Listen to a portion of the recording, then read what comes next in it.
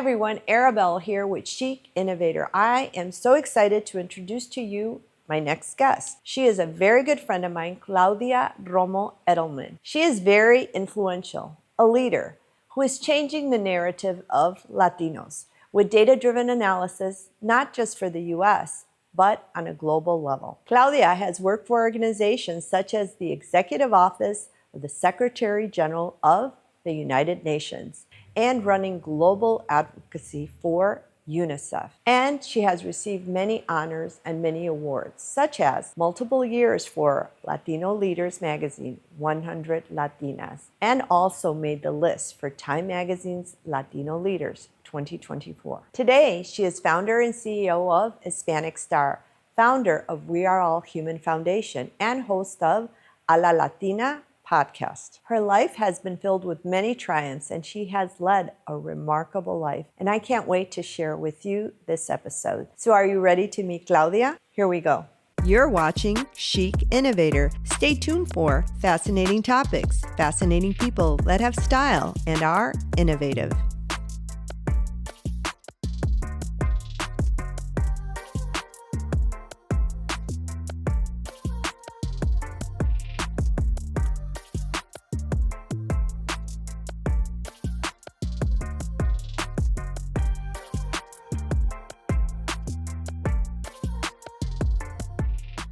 You're watching Chic Innovator. Make sure to like, comment, and subscribe. It's free. Thank you for being a Chic Innovator. Yes, thank you so much. I'm Claudia Romo Edelman. I'm the CEO and the founder of the World Human Foundation, Hispanic Star. I'm the co-host of A La Latina. I know, and I got to see A La Latina a couple of times, and I love what you're doing there. That is just, really fantastic. But I've gotten to know you in a different way. You're such a great leader, and I love what you're doing with We Are All Human, with Hispanic Star, with bringing the Latino leaders together. And I wanted people to get to know you on that level, but I also want them to get to know a little bit more of the personal Claudia. Both, I think, are just incredible. And I have to tell you, when I think, sometimes I do, I tend to meditate, and sometimes you think of somebody who is very self-assured, who has a vision, who's supposed to be strategic that you want to emulate. You are one of those individuals that come up for me. Yeah, I have to tell you that. So I'm very happy to be here. We're here in your home in New York. But tell me a little bit about who influenced you in your life, because you are a leader, and I think you're such a visionary, and it seems like you don't allow anything to stop you. But who were some of the biggest influences for you in your life? One is, thank you so much for doing this. And I love that we're podcast. Yes. Isn't it fabulous? I think that the women in my home, in my life, have been the biggest inspiration. I grew up with mi abuela, my mother and my aunt. My parents were divorced since I was 2 years old. They had 3 kids, and I was the only survivor. And so I grew up under a microscope because people thought that I was also going to die. I'm hearing all the time, like, wow, you're not dying, you must be very strong. But also in 2 separate households where I was very surrounded by the women, right? Like my mom, my aunt, my abuela. And the 3 of them, very different leadership styles. Very stubborn, man. They wanted things and they went for them. And so from mi abuela, who was my favorite person in the world, always saying to my grandfather, bichito, bichito. And he was like, I want this. And she was like, yeah, bichito, bichito. And she did exactly what she wanted, but she never confronted him. And I learned from her. She never said no. But she did exactly. Yeah. So, bichito, can I have money? How much money do you want? Money. For what? For things. What things? things. And, like she was able to navigate this kind of things where I was like fascinated to see how such a strong charro man my grandfather was. He was like so manipulated by my grandmother. This was in Mexico. That was in Mexico. What part of Mexico? So my entire family moved to the north of Mexico.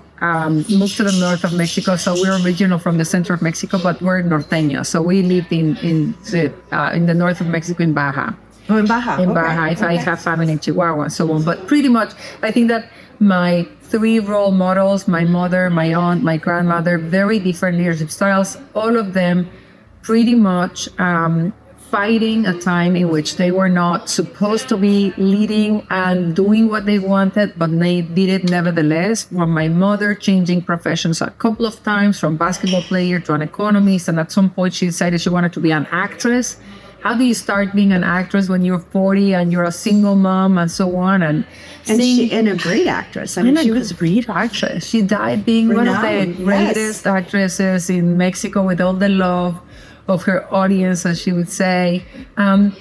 So I think that she didn't have a lot of, things to start the things she wanted, but nevertheless, I think she was very strategic and very smart about where to go, but also what not to, who was the boss. It was very clear for me that she was not, it's not that she was not scared, she was not fearless, she was just fear-free. She wanted to take the decisions of her life and not let fear. And she was willing to take the risks. She was willing to take the risk. Sometimes I wonder how calculated her risk were.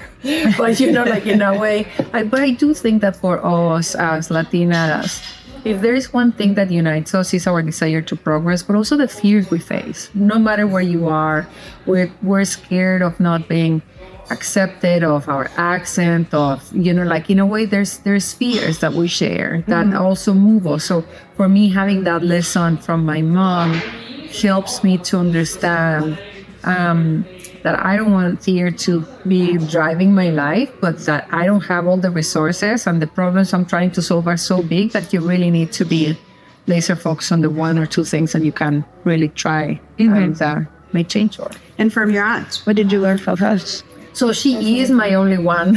She's my only one left.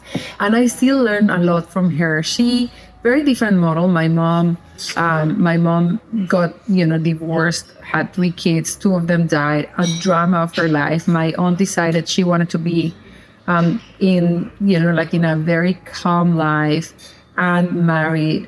And she got married, and she was instrumental for me to understand the power that women have in managing the world,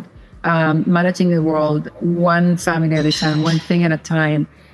She always told me, relationships are not managed through emotions, they're managed through intelligence. And so women have to be the intelligent ones. So you cannot, in a way, let emotions confuse you about feelings that are movable and transferable. And so she was like, no. Marriages are from the head, not from the heart. Wow. Yeah. And how long has she been married? Forever. Forever. And even to this day, I call her in the morning and I'm like, how are you? Yeah, I'm in bed. Your uncle is preparing coffee and breakfast for me. And I'm like, yeah, that's the intelligent thing. That's the intelligent thought that I have. Exactly. Yeah. A little bit of the grandmother in there, I think. Right? Very much. Yeah, that's interesting. But your mom also, rocked the world. I mean, to have 3 major careers. Basketball player, though, that's highly unusual. Well, she was super tall. We are tall. Yes. And particularly at my mother's time, when she was very athletic, she was in the national team of Mexico. She met my father playing basketball. He was an amateur. He was a good basketball player, but my mom was for the national team. And so she left basketball 3 months before the Olympics because she got pregnant. Oh my God. And so pretty much it was like the trade-off of having a family and leaving basketball. And then she had one kid after the other. And you're the eldest? I'm the middle one. Okay. So the story there is the 3 of us developed over fast. So we're like talking too early, walking too early, running too early, doing all these things too early. I can see that. And my siblings hit the 9 months mark and started going backwards. So from running to walking, crawling, sitting down until they died at 18 months old, both of them. Oh my goodness. Right. So it was a very rare incompatibility, genetic incompatibility. So until I hit 5 years old, everybody was like waiting until I hit back, right? Like until, because I kept on actually like being on the fast track of life. But yeah, I didn't. We're glad you're here. We're so glad that she's here. But just to say, I grew up thinking that I was super strong, but also that I had a mission. Everyone said, like, Nisha, there must be a reason. I mean, like you really defeated all odds. There must be a reason. You probably have something big to do in life. And I think that, that's how I grew up on. I don't know whether I like I'm able to fulfill the expectations that everyone had for me at the beginning, but I did think. You kind of had the affirmations. They tell you to have affirmations every day, and you had them coming from everywhere, which is you have a mission. You have a mission. You have a mission. Fulfill your mission. There must be something. At what point, though, in your life, did you decide that this was your mission? And tell us a little bit what you see your mission being now. At what point did that happen? I was a teenager. And there was an earthquake in Mexico, several earthquakes in Mexico, and I was one of the worst. 1985, oh, yeah, yes. 1985. It hit half of Mexico City was destroyed. It was horrendous, and there was one and then the other and then the other, and then a couple of days later, and thousands of people were dead and trapped, and it was like dramatic. So when the second earthquake happened, you could see everybody going out of the streets and leadership emerging from chaos. You can see how that happens. Like people are like, and someone said like, here for shelter, here for food. And someone said like, join me to sweep the streets and try to find people. And for people that don't know, I mean, Mexico's incredible for that, because Mexico, in many instances, like just right now what happened in Los Angeles, will stand up and put a plan together and then jump in and take over and help. Right. So I can just see that in Mexico. Absolutely. But chaos, yeah. And so I was in that little volunteering group of sweeping the streets, and I was walking, and all of a sudden I just felt the incredible need to stand up. I just like to stop and start screaming out my lungs and say like, stop, come back. And so one of the guys of the group turned around and said like, what? And I was like, I think I heard a voice. I should like think or heard. And I just looked at him and started screaming even louder, like, come back. So by the time he arrived, we heard a voice. So there was someone. And both of us looked at each other and were like, stop, come back. So 4 of us arrived. And then there were like 20 of us until there was plenty of us so that we were able to move that gigantic wall that was there. That seems to be for hours or something. Until, like after pushing for a long time, there was a breakthrough, light coming in. And today there were the eyes of the little girl. Inside of the robots looking at us like with the eyes of like, you got me, right? And that was the first ever time I was like, I never felt so much, and it was an overwhelming feeling of feeling useful. And I like seeing that mother, I can still see it, seeing the mother hugging the girl and just like walking, crying of happiness, of having her, but like tuk, tuk, tuk, tuk, like my entire body was like just like boiling. And also I remember thinking like, wait a second, my dad is always like, Claudia, you're so loud. I was like, it's great to be loud. It's so great to be loud. So I think that I started thinking every time that my father said, you're so loud, I was like, it's great to be loud. And it allowed me to untame myself. Yeah, I didn't have to say it all the time, but I felt it, and I wanted to feel the same way of like, I want to feel useful. And then talk with, and I can be useful when I'm myself.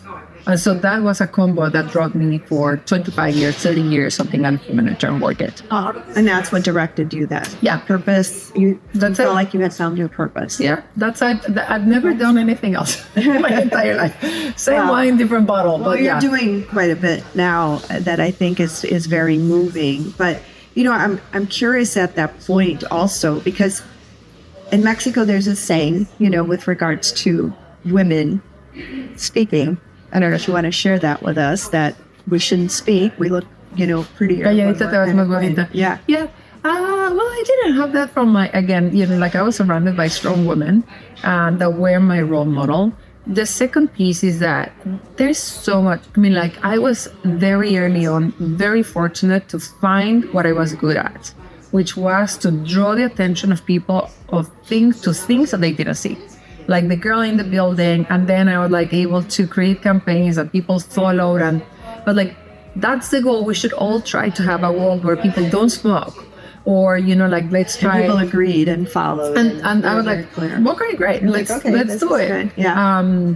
And I think that when you have that, and early on, and it's, you know, like it's for very ambitious goals, you understand that there's no way you can do it alone. There's no way I could have moved that wall alone. There's no way that we can elevate the narrative on stereotype Latinos alone. So you start actually building, you know, like your skill set and understanding like, okay, so my father always said I was good to do parties. So let me bring people together and let me, you know, use my voice. And, you know, like at the end of the day, good organizer. Right, exactly. People, right?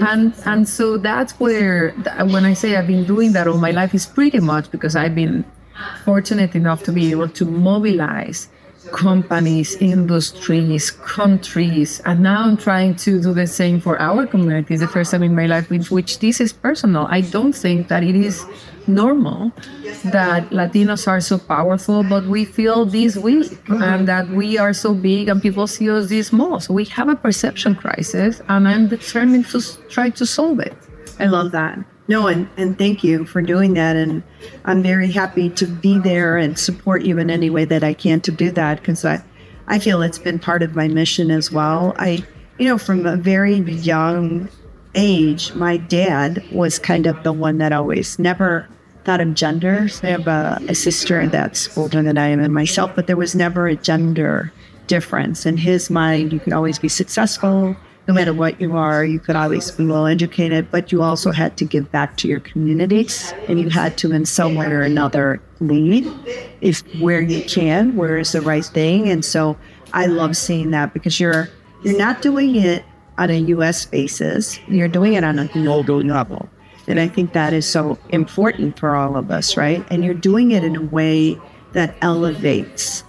Everything that you do is elevated, which I think is really important. People forget about that, right? They kind of just want to do the things and force things, but that has a short time span. So tell me, though, how did you get here to the United States? With work.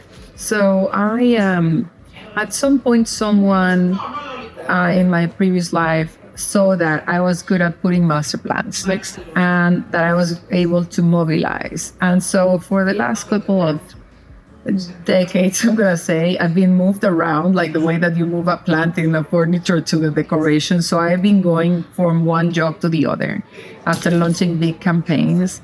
And so I came to the US with the United Nations, and I did the UNICEF. I was the head of public advocacy. I went to the executive office of the Secretary General to launch the Sustainable Development Goals, and I moved to launch the Paris Accord. I went to launch the Global Compact for Migration. So pretty much been a little busy, I would say. Everything that was related to how do we get something that people see and get attracted to and get excited to be part of. That's pretty much what brought me to the US. And I did that for the first 3 years. And I was not even, I was so busy with my global life.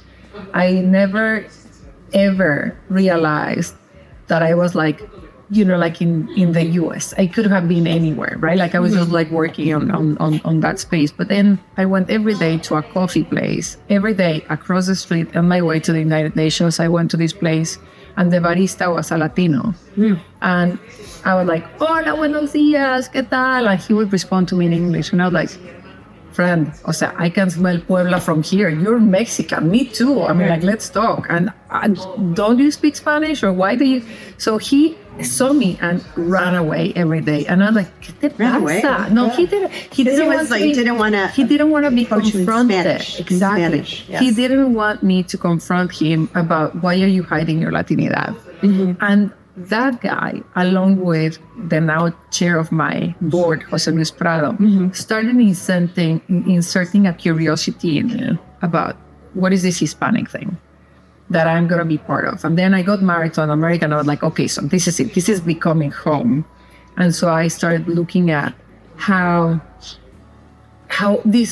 what a reverse marketing problem we have. Right. Our reality is amazing. Our perception sucks. And knowing what I know, I would kill myself 10 years from now if I didn't just like leave my global reality to put a little bit of what I know in practice for the Latino community. So I took a sabbatical year from the United Nations to start working on this perception crisis. And it's been 7 years since. Oh my goodness, 7 years. Yeah, it's because it's been, I know I've known you I think I've known you for 7 years because I knew you right as you were getting married. I don't know if you remember who introduced us, Dominic DeFrisco. Oh. And it was so this is the thing. Dominic calls me, and do you remember? And he's passed away, somebody we love dearly. You know, he was executive VP for Edelman. And I've known him. He and I actually served on the Illinois Human Rights Commission together under Governor Pritzker. He was the chairman at the time. And so I got to know him. He's kind of a mentor. And he called me one day and he said, come over. You need to come right away. And I want to introduce you to somebody. I don't know if you remember this, but I was in jeans and a t-shirt and like a blazer. I was out. And I said, okay, I'll come right over. And it was one of your engagement parties. I wanted to die when I walked in, but I got the pleasure to meet you and then looked you up. And I was like, well, it was quite an honor to meet her. And I don't know if hopefully she doesn't remember how I looked because everybody was so well dressed and everything. But I had to do it for Dominic. And Dominic, like I said, has since passed away. And, you know, I love his daughter and his nephew who's, you know, doing a lot of things. But got to meet you, and then you started all of the work, and it was just fascinating to see how you developed your message. But for a lot of people that, you know, are watching Chic Innovator, and you are everything. You're an innovator, and you're always very chic. So definitely fascinating for sure. But why don't you share with us in a nutshell how you would describe the work that you're doing now? So we are the World Human Foundation and Hispanic Star. We are an advocacy-driven organization that has marketing and communications at the center, trying to shift the narrative of Latinos and elevate the narrative of Latinos as an economic driving force of America, understanding that we want to do that with the premise that what's good for Hispanics is good for America. So we want to make sure that we are inclusive in our approach, that we're aspirational, celebratory, that we're elevating the contributions of Latinos, understanding that America is made of stars, and we are one of them. So Hispanic Star is a way to make Latinos shine. That's pretty much it. We had a long way to come to this, the original purpose of the organization, because COVID happened, because I faced so incredible fragmentation of the Latino community. I was like, oh, I cannot start a perception campaign if we don't unite Latinos a little bit more, educate on the value of having an abundance mentality as opposed to a scarcity mentality. And we had to, develop. And it's a very diverse group. Even though there's so many things that unite us, there's 22 countries. 26, yeah. 26, okay. And so there's so many. And so to do that is... I had to do a lot of research and understand, like, what unites us. Is it language? Is it religion? Is it values? Is it, political affiliation? Or actually, are we unified only by socioeconomic status? And I did my biggest research ever, which was using 36 million data points. And for those researchers, that's massive. I mean, like, normally you have 6,000 people. So we went 36 million. This is the largest research I've ever done.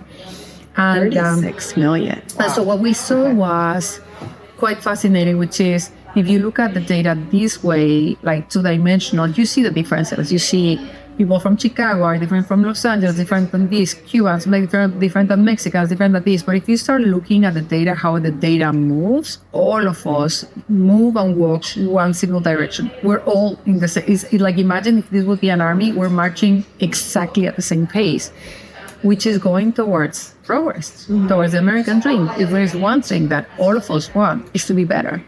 And so when I started looking at that, I was like, okay, this is motivated. Absolutely. This is a unifier. And then now I'm discovering that we also have fears in common. That no matter what, whether if you're like migration fears, or if you're economic fears, or rejection fears, or belonging fears, we have those two pieces in common, that basically we have a common enemy and a common goal. So if you start looking at that, it's easier to know we don't have to lose our roots. We don't have to be all the same. We just need to help each other in our way towards progress. And we need to help each other and be one when it comes to cutting the chains that are like attaching us to the ground. But how does that happen? I mean, how do we motivate, each other to help each other? Oh my God. I mean, like, Arabelle, the type of conflicts I've seen resolve, countries come out of nothing and thrive with 1/10 of what we have. This is nothing. This is a piece of doable, right? Like, I'm totally not only optimistic, but possibilistic, because this is possible. We have to shift our mindset. And we're going to do that when we understand that there's not only one opportunity, but there's opportunities for everybody. So you don't have to go and elbow each other. So once we understand that, and the way to advance is to support each other, and you move forward, it's not a pie. It's not a limited pie. Totally not. There's abundance in all of us. And you can see history repeat itself with communities that work towards the same plan, working with unifying and acting as a one group that has one single goal, and they sing in the same song and they do it in the same time, they advance by far faster. So I think that right now is the time to do it. I think that we're going through very turbulent times. Think of it as a plane that you're going through turbulence. And so I think that the best thing that can happen to us is to go above the clouds as fast as possible. And I think that one of the fast tracks that I'm proposing and inviting everybody to join on is that fast track is changing our narrative, is having a narrative where Latinos are not seen as takers, but as we are makers, where we're seen as everybody will benefit, to understand that Latinos means growth and power and economic power, particularly consumer. So if we're able to disassociate ourselves from the stigmas and the misperceptions and the biases and stereotypes that we have from migration, narco, and all those, which a lot of times we ourselves, confirmed, right? The whole thing. I'm thinking in terms of, for example, the affirmations that you heard that were so positive. Unfortunately, a lot of times we hear these others, so we have to change those as well. We have to flip the script. Yes. We totally have to flip the script. We have to flip the script for ourselves, and then we have to make sure that we raise awareness of the others, of our own contributions. And that, my friend, is totally doable. Mm-hmm. No, and you've been doing it, which I really love. Because I think what a lot of times in our communities, we forget is that we're talking to ourselves, right? We kind of tell ourselves a story and we have to do this and that. And one of the big things that I see that you've done is you're talking outside of our community as well. You're sharing all the data and all the information and all the strides and the growth that we're seeing. And you're talking outside, you're talking to corporations, right? You're talking to government, et cetera. And so you're definitely changing the narrative, which is, I think, very important. But the other part that I love, especially with Hispanic Star, is you're kind of changing the affirmations that we're hearing, because, we're highlighting all these individuals. And thank you, because I was in your first book, and I, very much appreciate that, because there's all these wonderful stories of people that are not just outliers. They're normal in our community, and they're doing great things. And, are helping grow this country in a big way. So I love that you're not keeping it just within house. You're also sharing it. Absolutely. It is a lens and a mirror. And I think that those are the two things that we have to make sure that we act. Yes. And if we're able to see it ourselves, if you're able to tell yourself, there's no way a company can hire or sell without me, there's no way that a politician can win without me, then it's a very different starting point. And then let's go together and unify the voices so that instead of people thinking Latinos are, and then the dot will be migration or, like whatever it is, we just come and say like economic power. That's it. If we're able to say growth, if we're able to associate Latinos with progress, then the next 10 years for our community will look very different. No, and I love it because the data that you share, it's all backed up, with information that's verified, that are facts. So there are a lot of changes going on in our country, but I'm also seeing it and I try to see everything from a positive point of view, is that maybe this wakes people up, you know what I mean? And says we've got to get moving faster to do what we have to do. And, for me, it heightens more, okay, you've got to have positive self-esteem and share that within the communities, especially to women, I think, because we're the core of the family. And a lot of times, many, at least my friends, most of them no son calladitas, they're not quiet. And in a way, for your world, fashion, culture, entertainment, we're dominating those industries. Yes. For me, seeing the New York Fashion Show of last fall, like literally Latinos being at the core and at the center, having Willy Chavarria being, like the fashion designer of the year, seeing Anne Fontaine come out and say like, I'm not only French, I'm Brazilian and I'm a proud Latina and I'm going to start living with that. I do Runway Latinx in Chicago. We were actually the closing event for Chicago Fashion Week, which we started. Part of the group that started the Chicago Fashion Week, we were the closing event. We had Eric Bendaño, who closed Dubai, and who came and, closed our event. So I'm hoping that maybe this year you can make it. It'll be October 18th. And so it's kind of the end of Hispanic Heritage Month. We stretch it a few days, but it's, really good. And we have influencers that come from all over. Yeah, sure. It's fun. It highlights great and designers. It's Chicago. And it's Chicago, which is, huge. We're the center of the country. But it's Chic Innovator, so I have to ask you, because you have great style. But if, let's say somebody was playing you in a movie, and we had to talk to the costume director about it, how would you describe your style? And is it just one for, work environment? Is there another one for casual?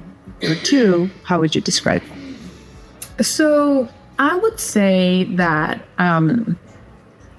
my definition, if I could, is like elegant. I like it.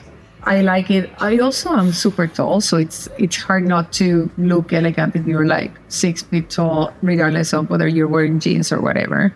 I think that's like a model type. But I would say that's it. I like it elegant. I like the formal elegance. I like the informal elegance. I am I'm pretty confident that if you start looking at the last 20 years that you could see some evolution. I'm hoping that you could see some evolution, but it is. But at the end of the day, I think that it is pretty much elegant. It's pretty much the same. I am very formal. Most of the time, I don't go out of my room without makeup every morning since I was pretty much born. I like earrings. I like, at the end of the day, I am on the feminine side of life.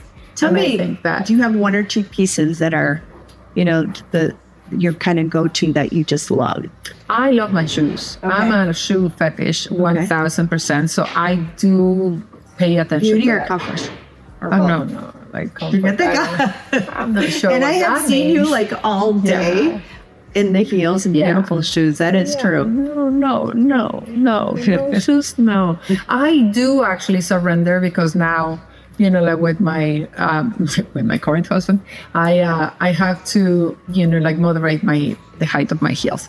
But pretty much, I think that my shoes and accessories are the pieces that I care the most about. Okay. I'm a very jacket person. So jackets, whatever, suit jackets and so on is something that I care about. But yeah. You like your blazers, but you love your shoes. Okay, we love that. I do want to ask you another question because you have a wonderful marriage. Your husband adores you. I mean, he does. It's so great because you're a team, but you could just see the love in his eyes. And so, if you could tell our audience, especially the women that are watching, if there's a secret to that, to maintaining that love and that relationship, while at the same time being such a power couple. Right.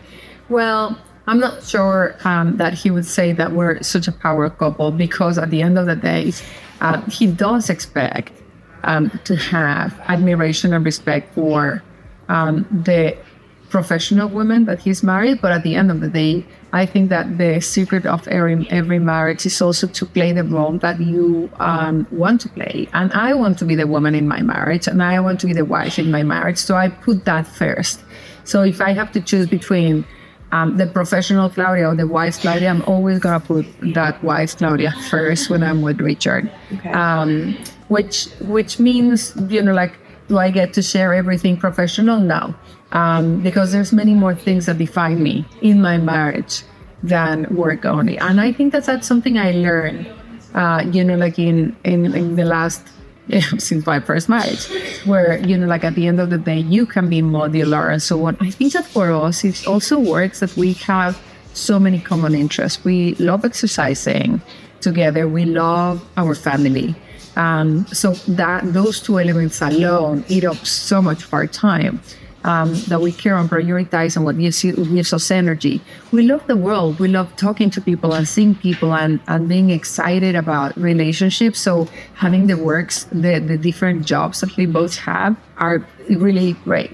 So I would say even those three things, people, family, the exercise, and the world, having so many common interests it's great. I think the world of Richard. I think that he is the most supportive man in the world. He's an ally to Latinos. He cares about the things that I care, and that makes a huge difference. So I would say for anyone that is listening, don't be aim higher. Aim for someone that that will see you for what you are and that will let you be seen through this the other person's eyes as the best version of yourself, and love the things that you love. Never let anybody, diminish the things that you stand for, the values that you have, the community that you belong. That's never a good recipe, I would say. Good advice. I love that. Well, thank you for being us on Chic Innovator. Do you want to send a message out? One last message? Oh, well, the only other last message, but also, chic is something that men don't do too well on their own. So insert your Latinidad in the style of your husband, of your man, and they will feel better. No, look, I think that my final message for you is thank you. Thank you for always being such an incredible friend and supporter, and women supporting women. There's not a single occasion in which I have reached out or that I have done something where you have not raised your hand and said, I'm here for you. And I am here for you. Yes. For everyone, I really hope that our community and women will have more events in the world. And thank you so much for having us. No, I really admire you very much. And I'm so glad you're here with us. And I just want you to keep growing and going because you're doing such a wonderful job for all of us. Gracias. Thank you so much. Thank you. Thanks for watching Chic Innovator. Make sure to like, comment, and subscribe. It's free.